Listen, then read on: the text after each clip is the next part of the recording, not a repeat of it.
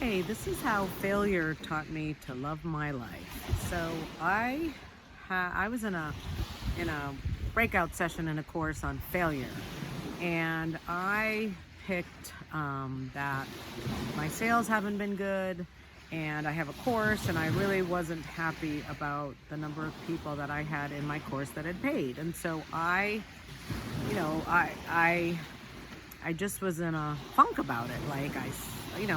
What I made up was that I suck. It'll never be good again. Never gonna have good sales again. I don't know how.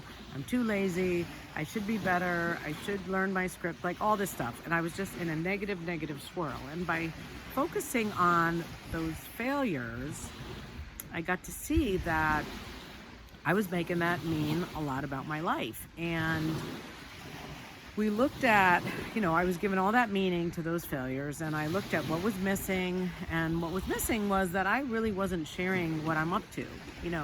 Like I'm about people being free to create lives they love. And in my Aflac business, what my commitment is are that people are protected financially in the event of an accident or illness so that they can focus on getting better instead of how are they going to pay their bills.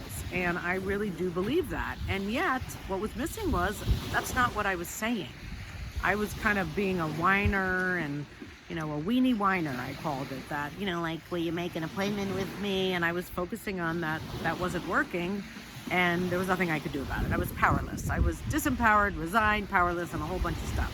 Well, through that exercise, I got to see that okay, that was missing. And since then, I have put that in, and I've been having unbelievable results. People are meeting with me, even though they're saying no. And I share my commitment, and then they're saying, okay, so that is working. I put that in. But the biggest part that I saw was that we also looked at what could we celebrate. And I realized that despite my sales and my, the lack of people in my course, it didn't fit my expectations, that I really have a great life, that I've been living in abundance, that look at me, look at where I live. And yet, because I was focused on the failure and making myself wrong about it, all this good, my whole great life, my fabulous children, my wonderful family, the abundance I have, my knock on wood, I'm just gonna knock on wood, my health and my strength. I have a great hairdresser. There's so much good. 98% of my life is good. And yet, I was focused on that little 2%. And the 2% was coloring my life. And I walked around like I had a bad life. Now, what I know is I was making myself wrong for not having better results. But once I stopped making myself wrong, it's just what's so. A whole bunch opened up. I could see what was missing.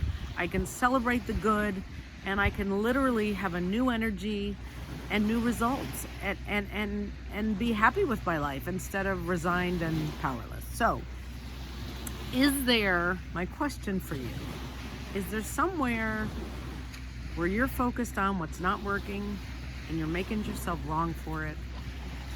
Try accepting what's so. And in that process, you might just get present to all the good in your life. Let me know what happens. Thanks, and have a great day.